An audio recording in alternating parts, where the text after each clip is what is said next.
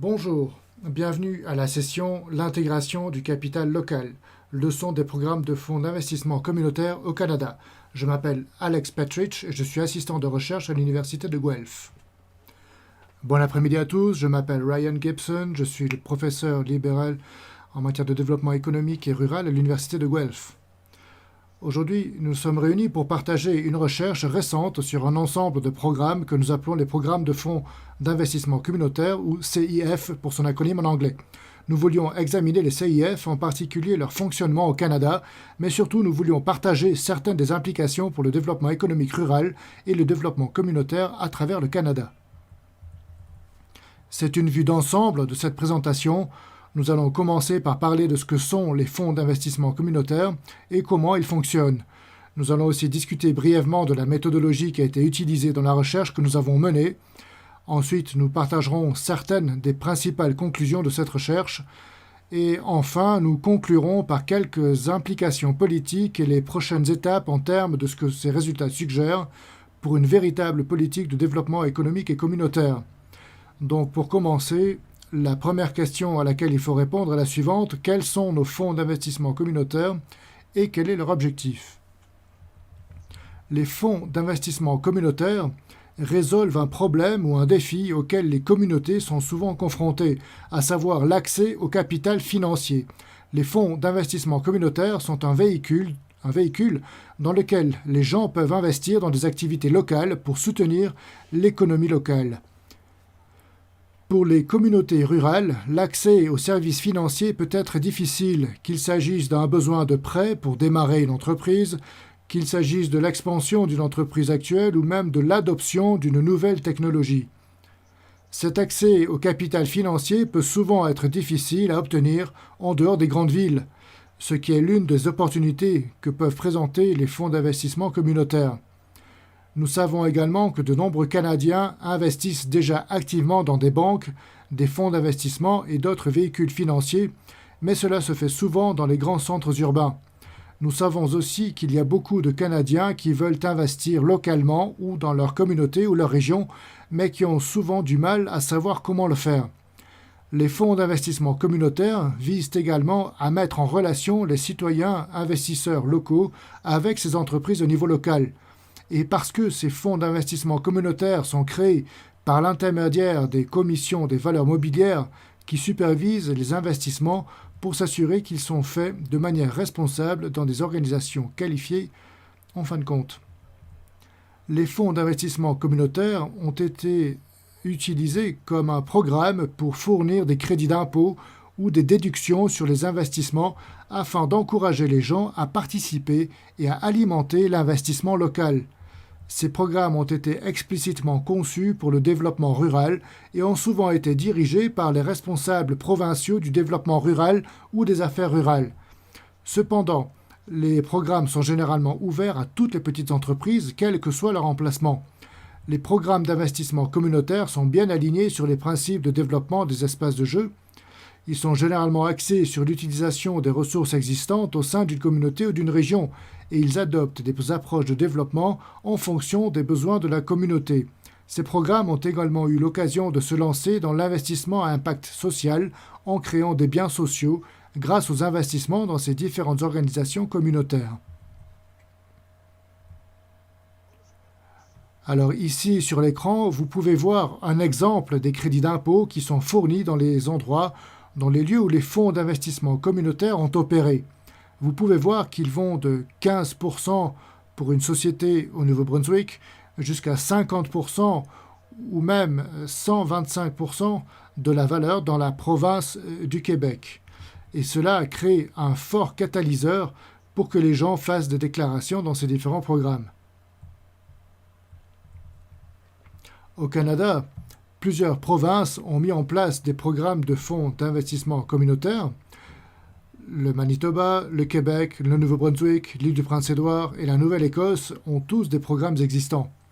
Et par le passé, l'Alberta a eu brièvement un programme similaire à ceci, mais elle a depuis fermé ce programme. Et en Colombie-Britannique, il y a aussi un crédit d'impôt basé sur l'équité qui est disponible pour les investissements des entreprises.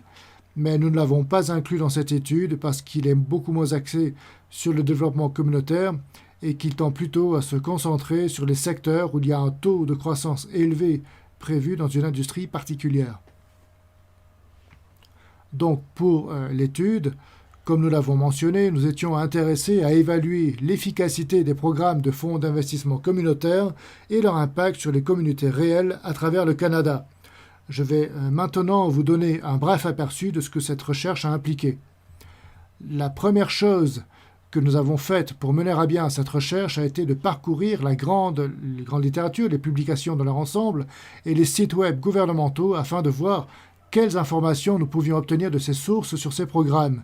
Cela incluait donc l'histoire de ces programmes, les conditions d'éligibilité, le contexte politique dans lequel ils ont été créés et d'autres détails associés que nous pouvions trouver en ligne. Nous avons également recherché les informations disponibles sur les types d'organisations qui utilisaient ces programmes et sur les impacts financiers ou communautaires que ces programmes auraient pu avoir. Ensuite, nous avons mené une série de 16 entretiens semi-structurés avec des informateurs clés, parmi lesquels des fonctionnaires provinciaux, des participants actuels et anciens au programme ICF et les entreprises sociales qui seraient impliquées dans des activités d'économie sociale similaires et qui seraient intéressées par ce type de programme, ainsi que des consultants juridiques qui pourraient parler davantage de l'aspect technique de ces programmes. Nous allons maintenant partager quelques-unes des principales conclusions de ces entretiens et de ces recherches. L'une des choses qui est apparue clairement au cours de cette recherche est qu'il y a de nombreux types d'utilisations différents qui ont été utilisés pour certaines des choses qui ont été soutenues, y compris de simples entreprises de distribution de nourriture et de boissons telles que le café, les épiceries, les épiceries-brasseries, des choses comme ça. Il y a aussi des groupes qui ont fourni un soutien financier ou des prêts à des entreprises agricoles. Cela s'est avéré particulièrement important dans certaines régions où le secteur agroalimentaire a subi des changements majeurs dus à d'autres tendances sociétales et économiques.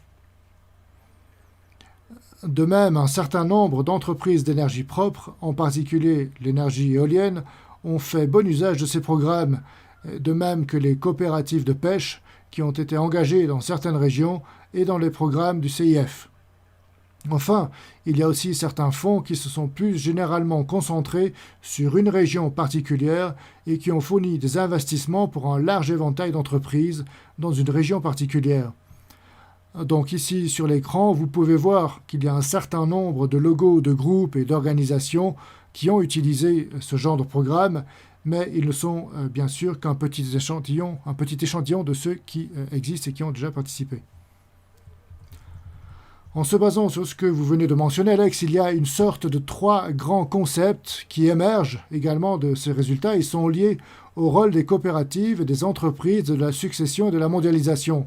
L'un des thèmes communs qui a émergé est le rôle des entreprises coopératives qui ont déjà une base d'investisseurs potentiels et qui peuvent avoir beaucoup de succès. Le programme des participants au programme commence à évoluer ou à être créé. Donc s'assurer qu'il existe un lien solide avec le mouvement coopératif semble être un facteur de réussite essentiel. Nous savons également que de nombreuses communautés rurales et de nombreuses entreprises rurales commencent à réfléchir ou à mettre en place des plans de succession d'entreprises. Et un certain nombre de participants aux entretiens qui sont impliqués dans les fonds d'investissement communautaires ont noté l'affinité potentielle entre la planification de la succession des entreprises et le programme d'investissement communautaire. Ainsi, alors que les propriétaires actuels des entreprises envisagent de prendre leur retraite et pensent à qui pourrait reprendre l'entreprise, eh bien le programme ICF pourrait permettre au personnel actuel de mettre en commun ses ressources pour prendre une part ou une participation dans l'entreprise. L'autre grande tendance qui se dégage de ces entretiens est la notion que les fonds d'investissement communautaires peuvent être un véhicule pour contrebalancer ce que nous avons vu autour de la mobilité de la richesse à travers des choses comme la mondialisation. Et la mondialisation a largement conduit à l'exode de la richesse des communautés rurales et des petites communautés. Mais le programme d'investissement communautaire semble aller à l'encontre de ces tendances. Il offre aux résidents ruraux et urbains la possibilité d'investir leur richesse dans les communautés rurales et les régions rurales. Pour l'instant, le taux de participation est assez faible, mais il est possible que cela change considérablement.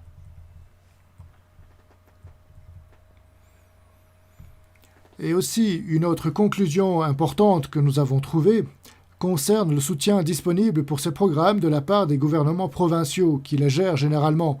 Une leçon importante vient de la Nouvelle-Écosse, où le programme du Fonds d'investissement pour le développement économique communautaire, lorsqu'il a été établi, eh bien, il avait un membre particulier du personnel qui se consacrait à travailler avec les groupes communautaires afin de les impliquer davantage et d'augmenter réellement la participation au programme. Cette personne aidait également ces groupes à comprendre comment travailler dans le cadre des processus gouvernementaux et à fournir toutes les informations nécessaires pour ces programmes, car ils nécessitent un certain nombre de connaissances juridiques pour s'y retrouver. Cependant, depuis que le poste qu'occupait un membre du personnel a été supprimé, eh bien, ce soutien n'existe plus pour le programme. L'intérêt pour le programme a ralenti avec le temps et d'autres programmes CIF qui se sont inspirés du succès de la Nouvelle-Écosse n'ont pas vraiment connu le même niveau de succès que la Nouvelle-Écosse. Et nous pensons que cela peut être en partie dû à un manque de soutien en personnel pour eux. D'un point de vue gouvernemental, il semble que l'impact de ces programmes peut avoir sur les entreprises et sur le développement communautaire justifie facilement le coût que représenterait un employé particulier pour fournir ce soutien. En plus des aspects juridiques de la navigation dans ces programmes, un autre élément important pour un rapport d'étape est que dans de nombreuses régions, l'idée des CIF, qui fonctionne en grande partie sur un système basé sur l'équité plutôt que sur un système de prêt, eh bien, peut ne pas faire la culture plus large dans laquelle ils sont mis en œuvre. Les habitants peuvent donc avoir besoin d'un peu plus de temps pour bien les comprendre. Il est donc important d'avoir le soutien du programme pour que les gens s'impliquent et participent. Cela nous mène donc à ce dont nous parlions.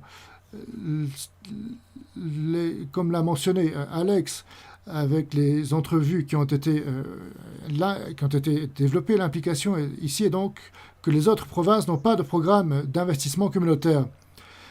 Et elles devraient envisager ce programme pour soutenir les objectifs de développement économique et rural. La deuxième implication que nous avons entendue lors de nos entretiens avec les informateurs clés, c'est que le suivi et l'évaluation de ces programmes doivent être soigneusement pris en compte et nous devons nous assurer que nous avons les bons objectifs et les bons outils d'évaluation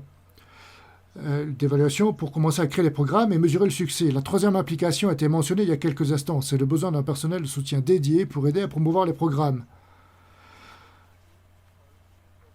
Nous avons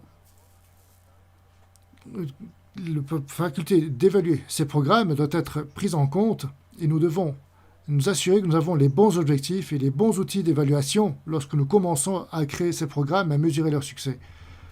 La troisième implication mentionnée il y a quelques instants, donc, c'est le besoin d'un personnel de soutien dédié pour aider à promouvoir le programme, pour éduquer les partenaires potentiels et assurer qu'il y a l'engagement et aider ainsi les participants au programme à travers le processus qui peuvent être complexes en raison de l'engagement de la commission de sécurité dans la province. Mais il est clair que sans ce soutien, ces programmes ont peu de chances d'atteindre leur plein potentiel. Et la dernière implication notée ici est que les programmes et les provinces ayant un programme d'investissement communautaire devraient explorer les moyens de créer une communauté de pratique pour l'apprentissage et le soutien, tant parmi les décideurs que parmi les participants, afin qu'ils puissent partager leurs meilleures pratiques, ainsi que les idées et les moyens d'améliorer le programme. En ce qui concerne les prochaines étapes, nous sommes vraiment enthousiasmés par cette recherche et nous sommes heureux de poursuivre la conversation avec toute personne intéressée. Il y a cependant quelques étapes que nous allons franchir, que nous souhaitons encourager les autres à franchir également. Premièrement, ces programmes doivent faire l'objet de recherches plus approfondies afin de mieux évaluer les impacts financiers, leur relation avec le développement économique communautaire et les notions plus larges de résilience communautaire et de développement rural. Il y a un besoin également de recherches supplémentaires pour déterminer quelle est l'échelle la plus appropriée pour les fonds d'investissement communautaire. Enfin, nous sommes heureux de dire que l'étude a été soumise pour publication et nous espérons qu'elle sera publiée dans les mois à venir. Et je vous le communiquerai. Alors, comme je l'ai mentionné, nous sommes heureux de pouvoir parler davantage de cette recherche et si quelqu'un est intéressé, il peut nous contacter par courriel ou par le biais des comptes Twitter que nous avons ici sur notre site. Et juste pour terminer, nous espérons que tout le monde a trouvé cette présentation perspicace, éclairante et stimulante. Merci beaucoup d'avoir pris le temps de nous écouter et nous nous réjouissons de tout engagement et de toute conversation future.